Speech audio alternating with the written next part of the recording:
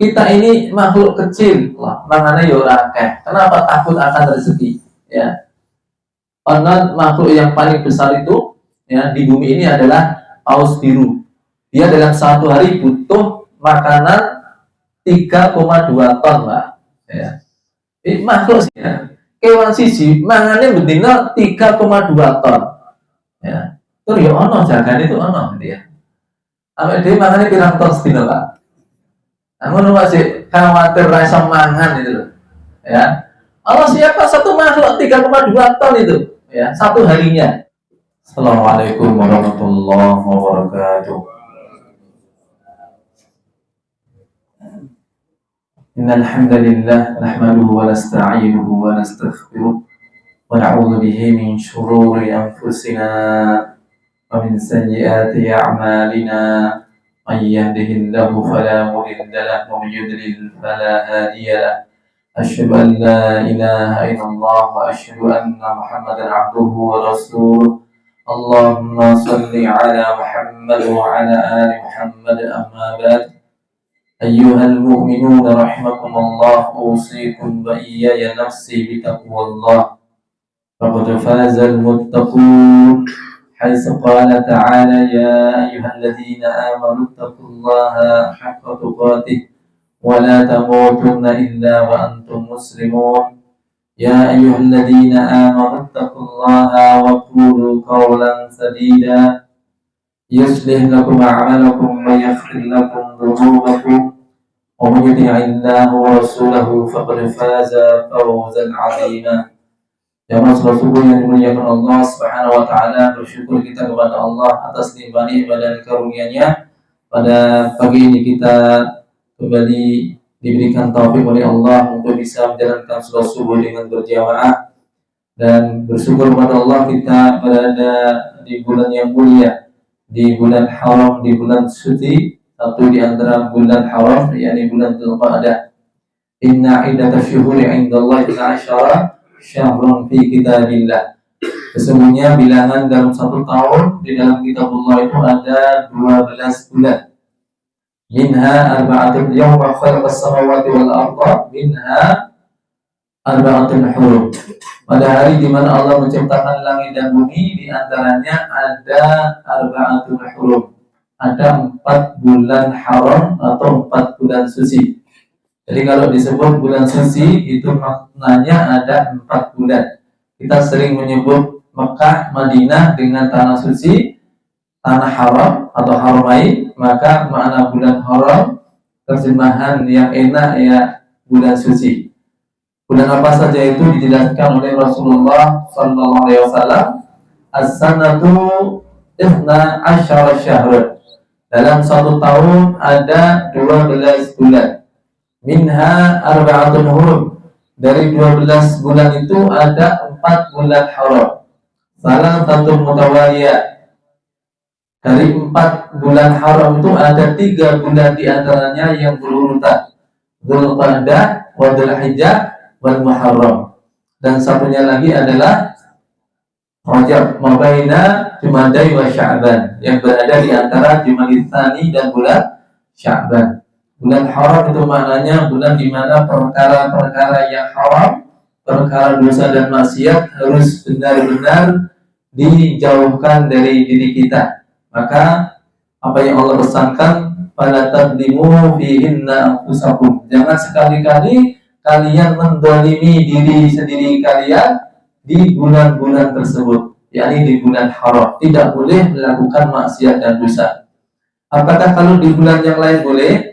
Tidak boleh.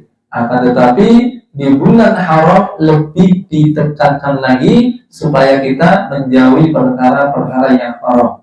Pada waktu yang bersamaan dianjurkan untuk menggalakkan segala jenis kebaikan-kebaikan. Semoga Allah menguatkan kita di bulan-bulan haram ini untuk menjalankan ketaatan dan menjauhi larangan-larangan Allah.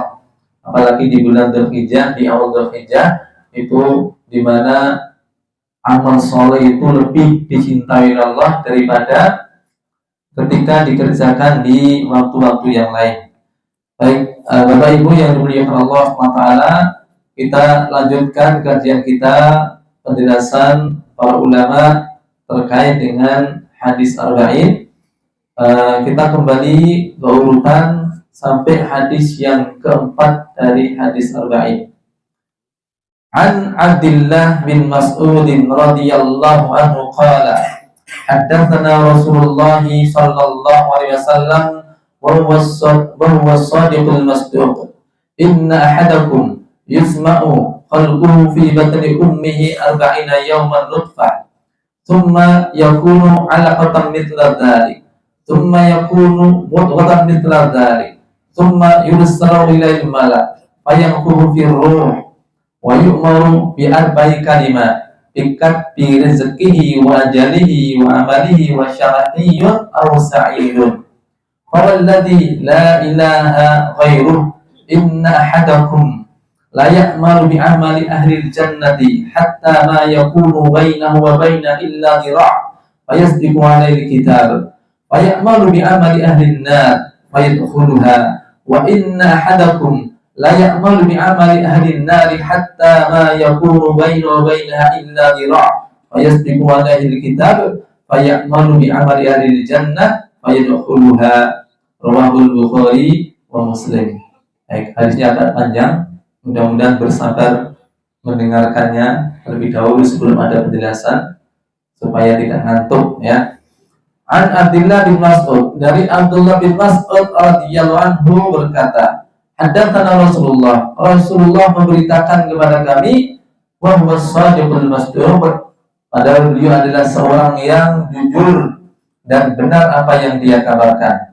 Inna ahadakum, sesungguhnya salah seorang di antara kalian yusma'u khalquhu, dikumpulkan penciptaannya fi batni ummihi, di dalam perut ibunya. Arba'ina yawman nutfah, 40 hari menjadi nutfah.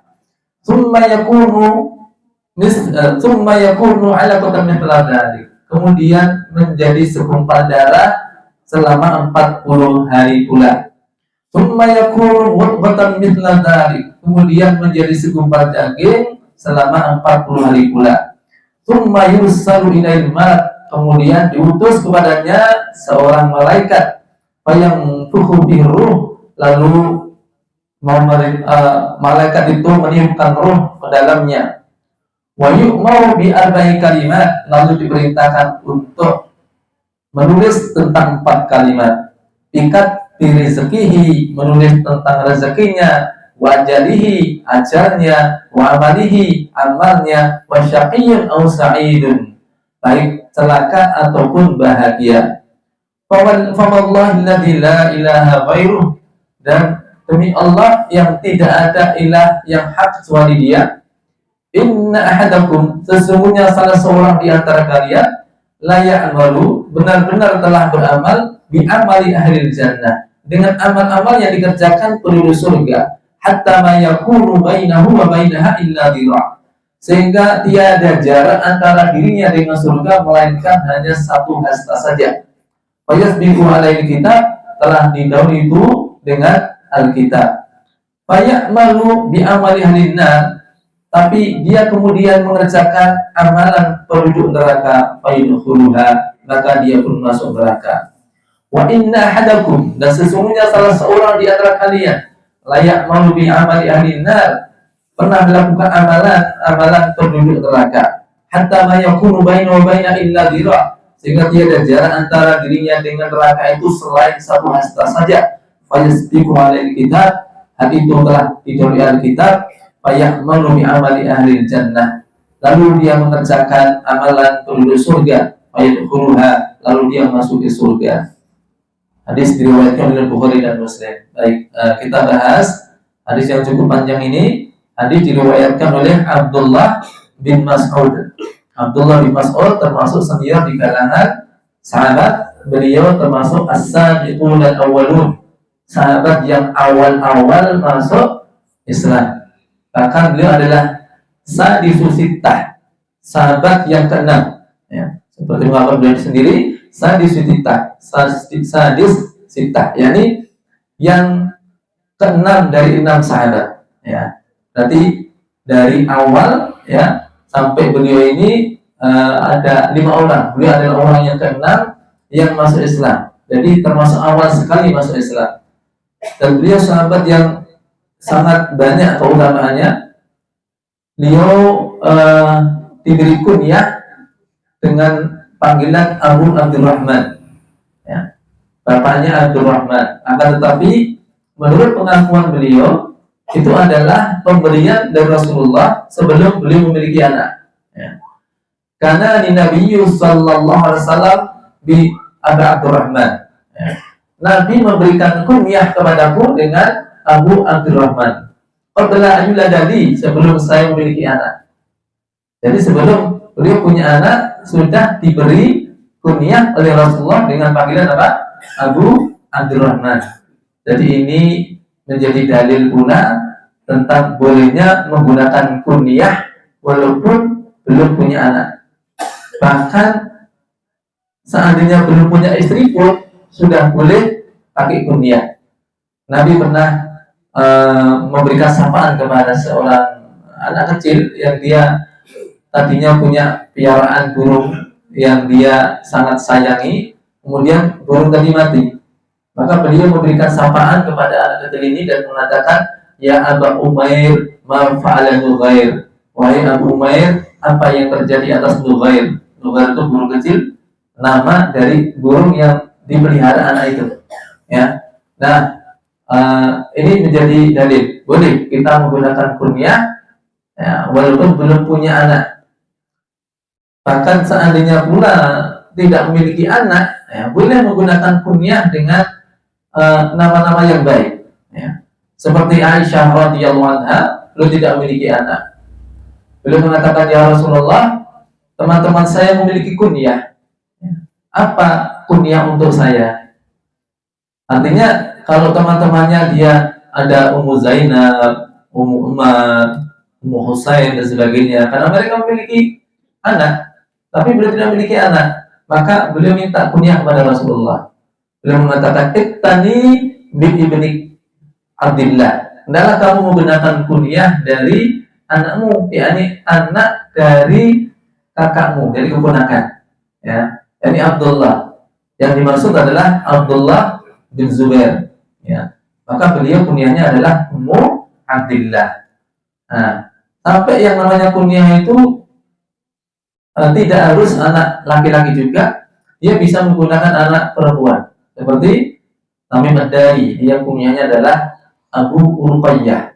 Abu Ruqayyah. Jadi kalau ada yang punya anak perempuan, ya, atau anaknya perempuan saja, tidak ada masalah menggunakan kunyah dengan apa? Kunyah dari anak perempuan. Dan kadang-kadang kunyah itu karena orang sudah terlanjur dengan apa dia, tidak selalu bahkan nama manusia. Abu Hurairah, ya, Hurairah bukan nama manusia. Hurairah itu isim tasghir dari Hira. Hira itu kucing. Karena beliau sewaktu mudanya itu kemana dia ada diikuti kucing kecil, lekat sekali antara dia dengan kucing itu sehingga masyhur dengan panggilan Abu Hurairah, yakni pemilik kucing atau temannya kucing. Ya. Bahkan orang dikenal dengan apa itu juga bisa menjadi kunyah. Ya. Kalau sekarang ya usahanya apa? Bakul opo itu juga bisa jadi itu. Ya. Bakul opo misalnya apa? Ya. Bakul roti ya, Abu Khubus gitu ya. Abu Khubus ya.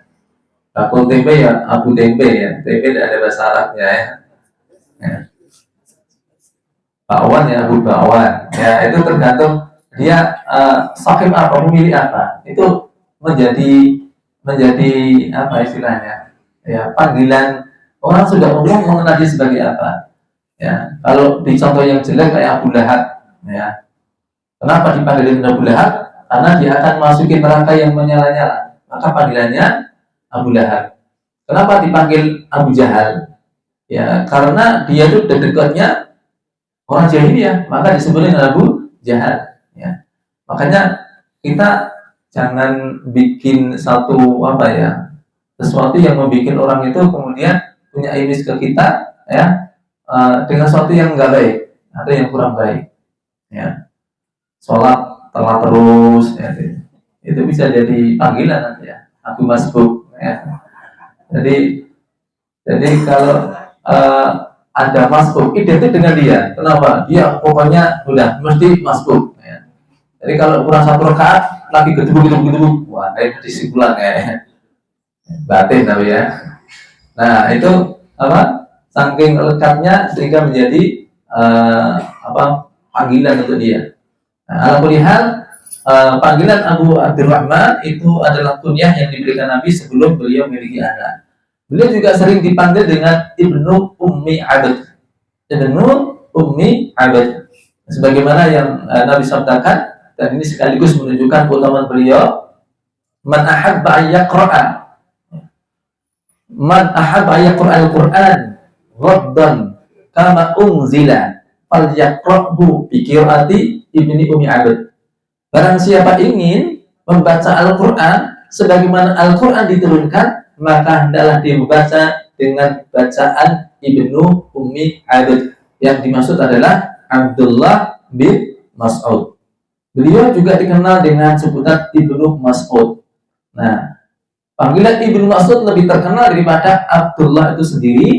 Sebagaimana panggilan Ibnu Abbas lebih terkenal daripada Abdullah. Kenapa? Ini untuk membedakan Abdullah satu dan yang lainnya. Ya.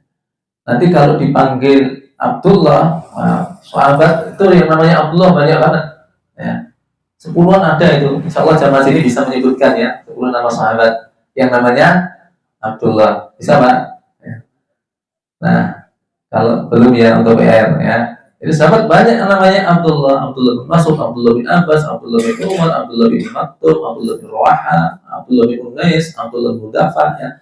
Ada sekitar 10-an sahabat yang namanya Abdullah. Nah, untuk pembedanya maka dia lebih dikenal dengan Ibnu Mas'ud ya, atau Abu Abdurrahman atau apa tadi? Ibnu Ummi Abd. Beliau juga dikenal karena kurusnya. Beliau ini kurus ya, timbangannya ringan banget ya. Jadi sering disebut dengan Abdullah Al-Khafif ya. Kalau Abdullahnya banyak ya. Ada Abdullah, kalau disebut Abdullah Al-Khafif itu yang kurus. Di antara yang paling kurus adalah Abdullah bin Mas'ud ya. Tapi ya kurus orangnya, tapi amalnya berat ya. Sampai suatu kali beliau bersama para sahabat yang lain dan di sana juga ada Rasulullah SAW. Dalam suatu perjalanan sarung beliau itu diterpangin, kemudian kelihatan betisnya tuh rata, nggak ada tonjolannya ya. Betisnya rata, kurus banget. Saking melihat betis yang kurus ini, yaitu para sahabat itu refleks pada ketawa ya. Orang sekarang mengistilahkan krempeng gitu ya, orangnya kecil. Nah, mereka pada ketawa. Lalu apa kata Rasulullah? Mimma tadhakun, apa yang membuat kalian tertawa? La saqaihi athqalu fil mizani min Uhud ya. Sungguh kedua betisnya itu lebih berat di timbangan kebaikan melebihi gunung Uhud ya. Jadi memang betisnya rata Pak ya, bahkan tidak ada tonjolannya ya. Tapi kalau soal timbangan kebaikannya, dia lebih berat daripada timbangan gunung Uhud.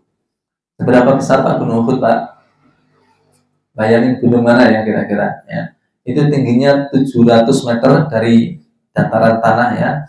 Kemudian panjangnya kira-kira 7 km, lebarnya kira-kira 3 km ya. Jadi kedua betis Ibnu Mas'ud lebih berat dalam timbangan kebaikan daripada gunung Uhud. Ini supaya kita memahami bahwa nanti yang ditimbang di akhirat, betapapun badan itu ditimbang, tapi penentunya adalah amalnya ya. Maka dalam hadis yang lain Nabi menyebutkan ada orang yang di dunia dia fisiknya tubuhnya itu besar ya, gendut ya, pokoknya dia itu lemu banget lah ya, lemu ginuk-ginuk lah ya. Tapi ketika ditimbang tidak setara dengan satu sayap nyamuk. Nah, ini bukan berarti setiap yang gemuk kemudian punya amal kebaikan. Ada juga yang kurus dan timbangannya juga tidak lebih berat daripada sayap nyamuk ya. Ini sekedar untuk memahami bahwa penentu dari berat atau ringannya amal kebaikan itu bukan fisiknya, ya, tetapi apa? Dari sisi amalnya. Ya.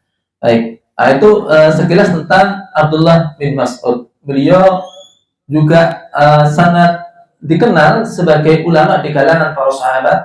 Tentang Quran jelas bahwa Nabi bahkan perintahkan kalau ingin baca seperti bacaan seperti ketika diturunkan, baca dengan bacaan Abdullah bin Mas'ud. Tentang apa itu Quran, beliau sendiri mengatakan walladzi nafsi Muhammadin biyadihi ma unzila suratun minal Quran illa wa ana a'lamu fima nuzilat wa aina unzilat. Ya. Demi Allah, tidaklah ada satu surah di dalam Al-Quran yang diturunkan melainkan aku tahu di mana ayat itu turun dan dalam hal apa ia turun. Ya.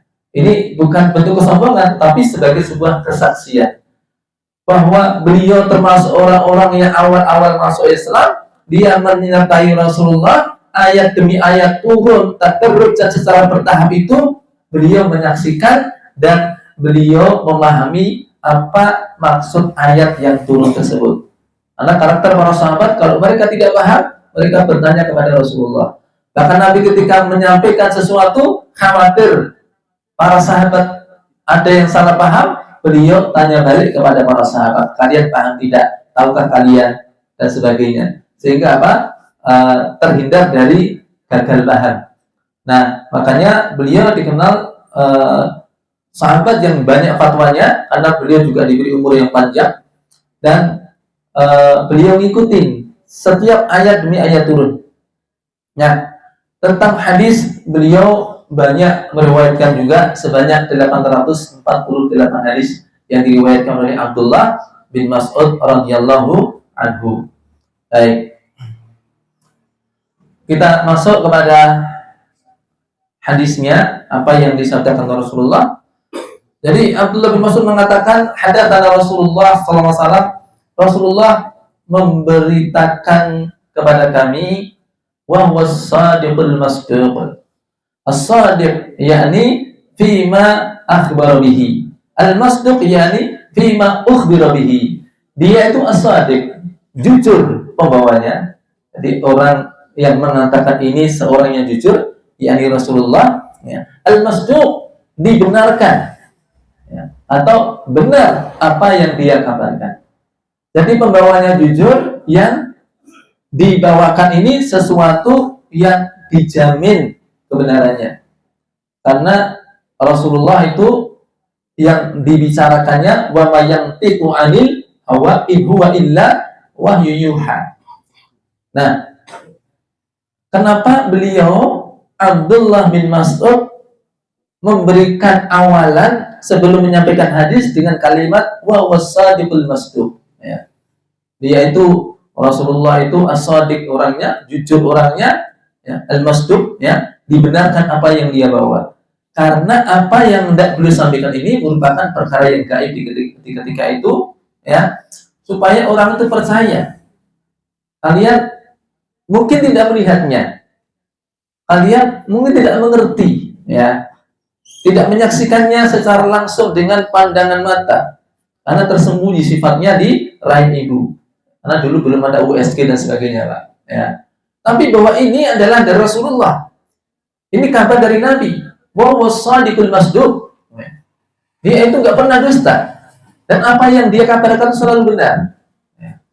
Supaya ada orang apa ini punya perhatian, ya, dan kemudian mempercayai, membenarkan apa yang menjadi kabar dari Rasulullah melalui Abdullah bin Mas'ud. Begitulah para sahabat ketika meriwayatkan itu memberikan penekanan itu untuk keperluan khusus, ya, intinya untuk meyakinkan orang yang benar. Lalu kemarin kita baca hadisnya Umar bin Khattab tentang bagaimana iman, Islam, ihsan. Kenapa Umar bin Khattab perlu menceritakan kronologi, ya, ketika kami sedang duduk bersama Nabi, datang seorang lelaki yang amat sangat putih, bajunya amat hitam, rambutnya apa perlunya? Sebenarnya itu untuk takkid, penguatan bahwa beliau hadir di situ.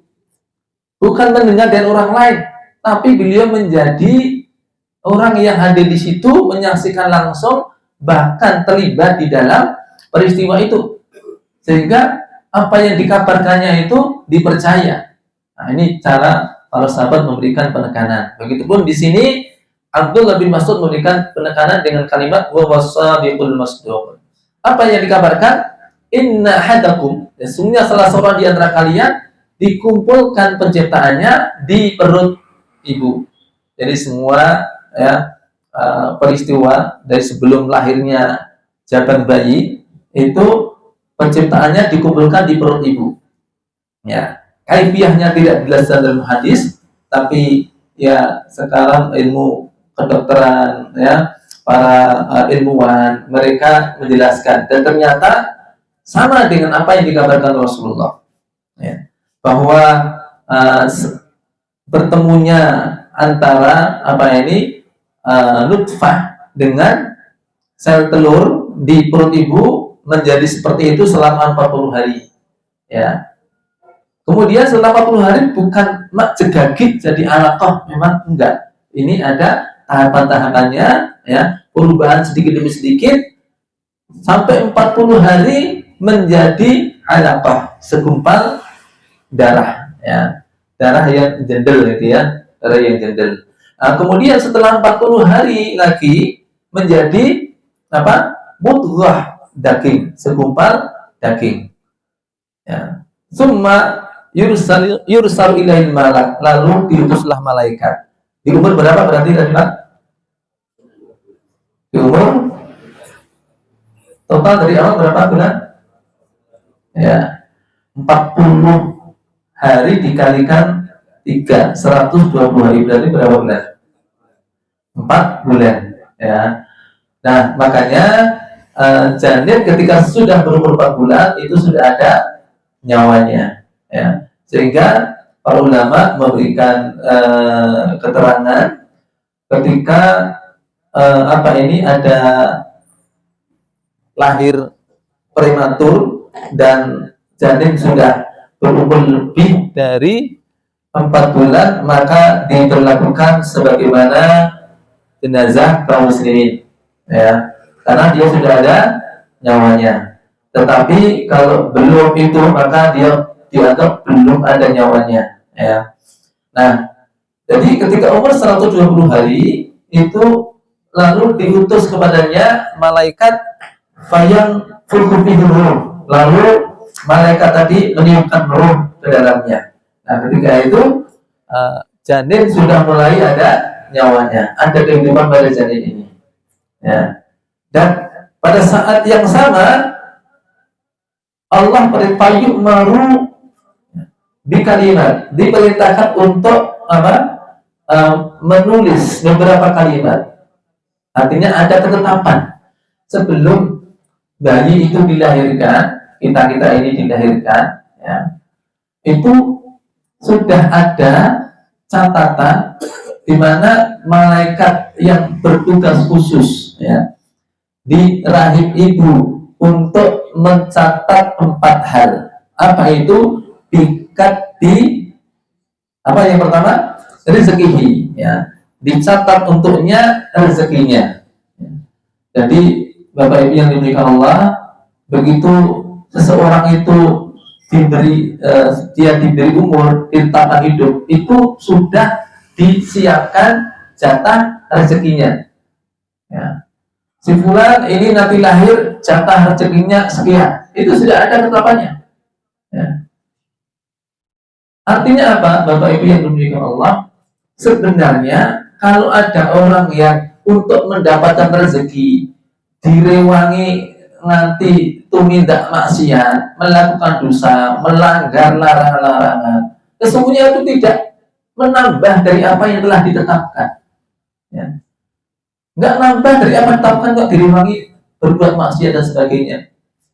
Kalau begitu apa nggak perlu kerja? Kerja kita itu adalah dalam rangka mendapatkan nilai ibadah. Karena soal harta, rezeki, itu yang dinilai adalah usaha kita, bukan pendapatan kita. Kalau pendapatan itu kewenangan dari Allah. Ya, Allah yang tetapkan. Maka Allah tidak menilai dari berapa banyak harta yang dimiliki. Itu berarti menilai apa yang Allah kerjakan sendiri. Bukan itu yang dinilai. Yang dinilai adalah usaha manusia. Maka hadis menyebutkan, la tazulu qadam 'abdin yaumal qiyamati hatta yus'ala bi arba'i khisal. Tidak beranjak salah seorang di antara kalian pada hari kiamat, ya, sampai ditanya 4 perkara. Tentang hartanya apa yang ditanya? An malihi min aina tasabahu wa fima anfaqahu. Hartanya dari mana dia dapatkan, untuk apa dia belanjakan. Jadi harta itu bukan ditanya kamu berhasil mengumpulkan harta berapa, enggak.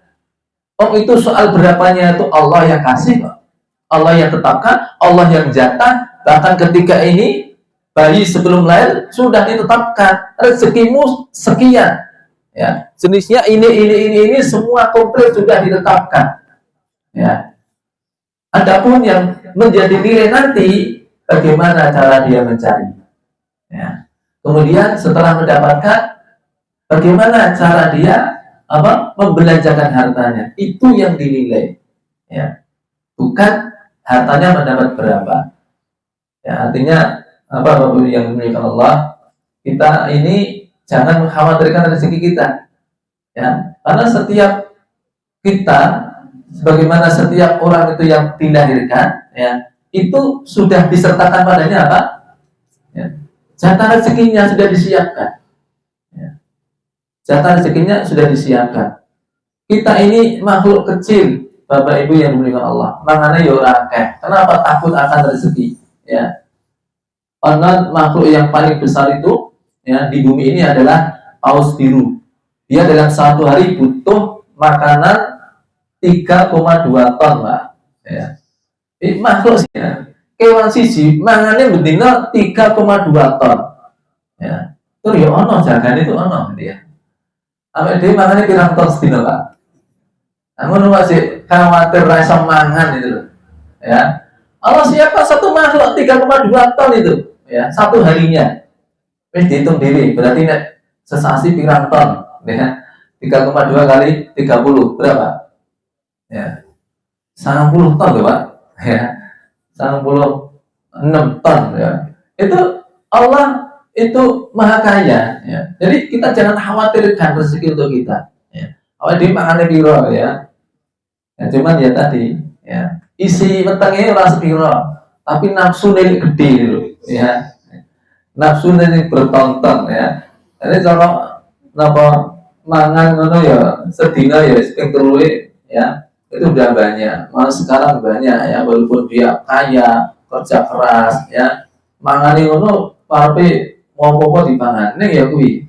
Ini ra entuk, ya. Ya sampura iki apa? Ya. Gula ini darah tinggi, ya. Pengen sate wedi darahnya naik, ya. Padahal jangan takut, ini besok ada ubriah, ya. Kambing itu kan bikin apa? Salah nggak bikin darah naik, ya. Yang mana tensi mugain apa, Pak? Sate tempe, Pak. Ya. Sing cepet mudah ke tensi sate apa tempe? Ya, berarti nanti dicoba aja, Pak. Diuji coba, ya. Anaknya loro lanang kabeh. Anak sing nomor 1 lauk tempe terus, anak sing nomor 2 kasih lauk sate terus, ya. Kira-kira duluan mana yang tensinya naik, ya? Yang kasih apa, Pak? Tempe lagi ini baru 2 hari, Pak, tensinya udah naik itu, Pak, ya. Nah, hadirin yang dimuliakan Allah SWT, jadi rezeki kita sudah dijamin oleh Allah, sudah dijatah oleh Allah, dan tidak akan mati seseorang kecuali sudah dikompliti jatah rezekinya. Inna ahadakum la yamuta hatta yustawfa rizqahu. Jadi salah seorang dikatakan, ya, sungguh dia tidak akan mati kecuali telah dicukupkan rezekinya. Nek jatah rezekinya belum tak, ya belum bisa mati. Ya, walaupun maaf dalam keadaan koma misalnya. Syekh Al-Maghamisi, Shalih Al-Maghamisi, beliau imam dan khatib di Masjid Quba. Suatu kali beliau di khutbahnya menyampaikan suatu kisah yang sangat menarik, ya, bisa diambil pelajarannya. Ada seseorang dalam perjalanan, kemudian dia itu dalam keadaan kehausan mendapati adanya sumur tua. Maka orang ini mendekat ke sumur tersebut. Dia semakin dekat ke bibir sumur. Dia ingin meyakinkan apakah ada airnya atau tidak. Sampai dia itu melongok ke dalam sumur, ya, karena agak gelap dalam, ya. Qadarullah, ini yang melongok kebablasan, ya, sampai jungkel, ya, jerunguk, kecebur ke dalam sumur. Tapi bi'inillah, ketika itu dia mendarat, bukan mendarat, ya, mengair, ya, dengan selamat, ya. Jadi ketika itu dia bisa teriak-teriak, suaranya menggaung, kemudian terdengar yang dari luar, orang-orang pada kumpul ke situ, ya. Orang-orang pada kumpul ke situ, kemudian ditarik dia ke atas, ya, dalam keadaan apa? Selamat, walaupun juga terengah-engah, menggeh-menggeh, gitu ya. Karena paniknya, takutnya juga, ya, sempat berenang sebentar, gitu ya. Ya, agak lama juga sih, ya. Jadi, kemudian dia selamat. Salah satu orang yang kumpul situ itu kemudian ngasih kepadanya segelas air susu, ya. Dikasih dia segelas air susu, ya. Akhirnya apa? Dia dengan sangat lahap dia minum segelas air susu, ya. Wong nyarinya air apa? Air sumur, dapat air susu kan enak itu, ya. Maka dia puas. Nah, ketika sudah reda, ada orang yang nanya, kan penasaran juga, kok bisa-bisanya kecemplung sumur itu loh, ya. Wis gede kok, kecemplung sumur, ya, dolanan kok piye gitu. Nah, piye lara-lara itu pun jenengan kecemplung sumur, ya. Kronologinya bagaimana di orang sekarang? Maka ketika itu dia menceritakan kronologinya dan tidak lupa dia praktekkan juga bagaimana kronologinya itu. Kayak olah TKP gitu, Pak. Saya dari sana, ya, saya kehausan, saya dekati sumur, ya, saya ketika melihat kok belum kelihatan sumurnya dalam, maka saya melongok ke dalam sumur, ya. Dia praktekkan, ya. Qadarullah, cemplung meneh, Pak, ya. Untuk kedua kali kecemplung lagi dia. Nah, tapi kali ini wassalam, ya. Innalillah, Pak, ya. Innalillahi ma akhadha wa lahu ma ata, ya. Dia meninggal di kalinya kedua itu. Ya. Hikmahnya apa, Pak? Ya banyak hikmahnya, di antaranya apa? Seorang muslim tidak boleh kecemplung sumur yang sama dua kali, nggak boleh, Pak, ya. Tapi poinnya bukan itu, tapi bahwa seseorang tidak akan mati sampai dicukupkan, dihabiskan jatah rezekinya. Masuk sumur yang pertama, jatah rezekinya belum habis, ya. Munggah sik jupuan sik jatahmu sik sak gelas susu itu loh, ya. Jadi saya mati dhisik wong sik jatahmu rung entek kok, ya. Dintekke sik jatahe, ya. Makanya untuk yang pertama aman dia.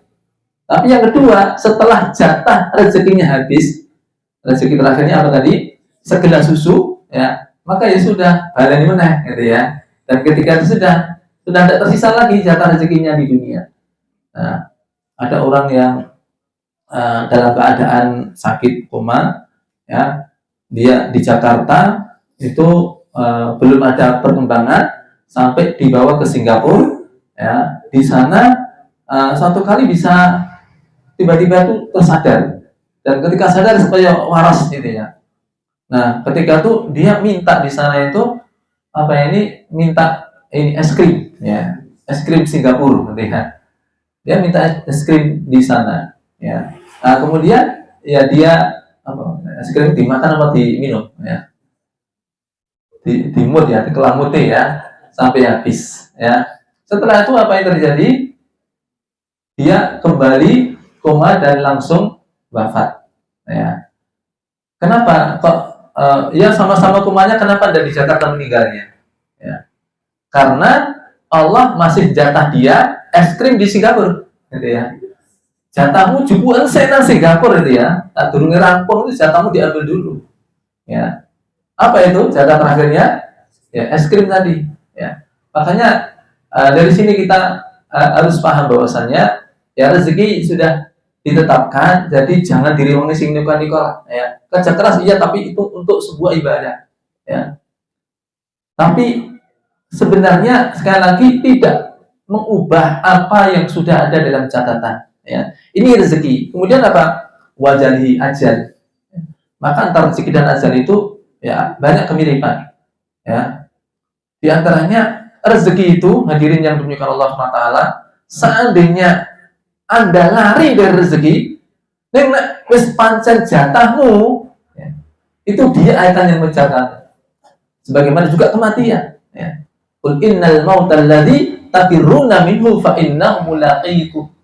Katakanlah sesungguhnya kematian yang kamu lari daripadanya itu dia akan mendapati kamu. Dr.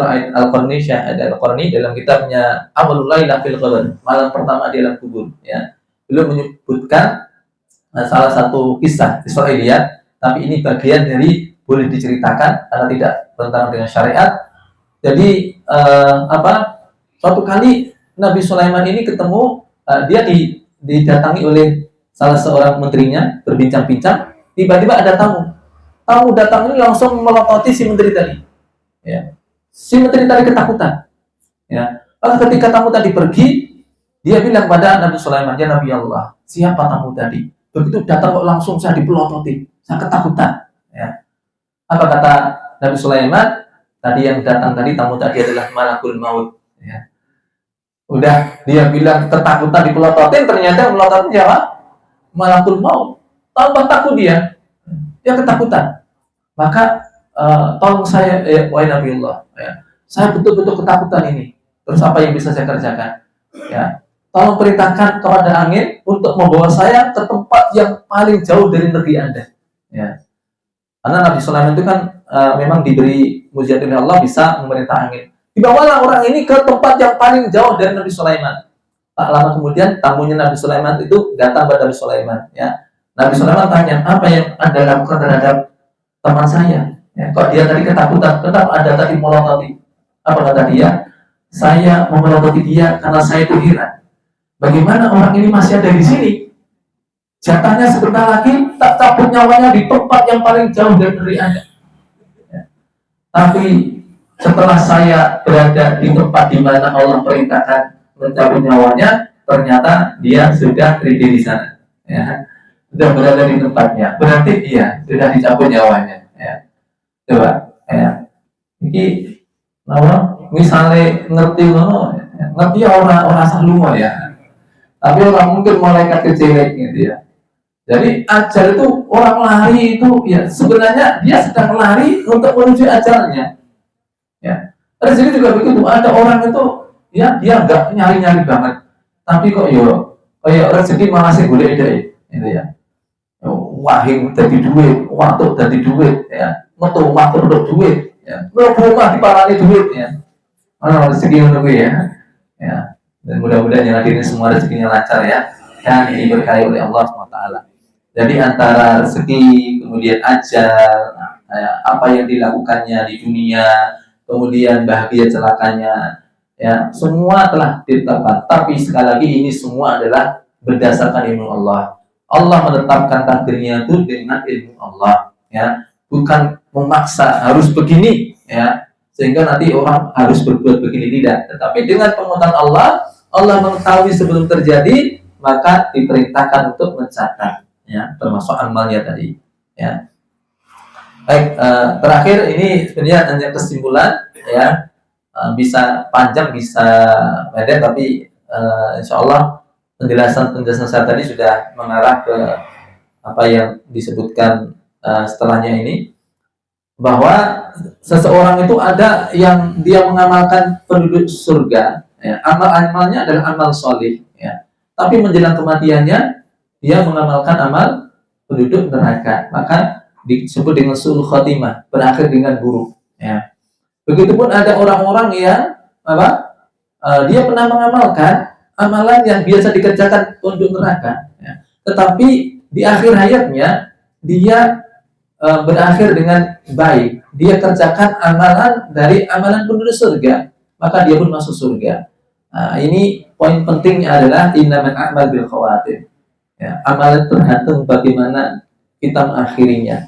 Ya, maka semakin kita berkurang jatah usia kita di dunia, ya, semakin mendekat pada ajal kita, itu seharusnya lah kita makin takut, ya, dan kemudian betul-betul menjaga amal soleh kita supaya akhir kita adalah akhir yang baik. Ini juga pesan dari apa yang Allah firmankan, wala tamutunna illa wa antum muslimun. Jangan sekali-kali kamu mati kecuali mati menjadi seorang muslim. Yakni jaga keislaman kamu dimanapun kamu berada dan kapanpun kamu berada, sehingga sewaktu-waktu kamu mati kamu dalam keadaan sebagai seorang muslim. Semoga Allah jadikan semua yang hadir ini kelak kematiannya adalah husnul khatimah, akhir yang baik, dan semoga Allah jadikan amal terbaik kita adalah di penghujungnya.